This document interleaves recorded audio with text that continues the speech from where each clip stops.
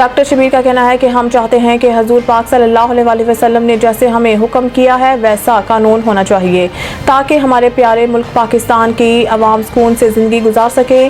پاک ڈیفنس قومی موومنٹ پاکستان کا بھرپور ساتھ دے۔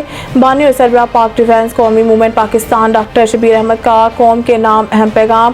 آپ کسی سیاسی جماعت سے تعلق رکھتے ہیں یا کسی بھی مذہبی جماعت سے تعلق رکھتے ہیں، اپنا ووٹ کسی بھی سیاسی جماعت کو دیتے ہیں۔ پانی نہ ملنا، غیر اعلانیہ لوڈ شیڈنگ اور بلنگ، ناجائز ٹیکسز اور گیس کی لوڈ شیڈنگ، بے روزگاری اور مہنگائی، یہ پاکستانی قوم کی اجتماعی مسائل ہیں۔ آئیے پاک قومی موومنٹ کا ساتھ دیجیے۔ 1 جولائی 2024 مکمل پہیہ جام اور شٹر ڈاؤن ہڑتال پرامن احتجاج ہمارا آئینی حق ہے۔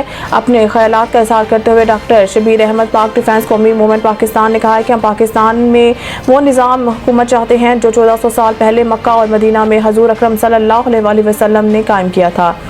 شعبہ نشر و اشاعت پاک ڈیفنس قومی موومنٹ پاکستان۔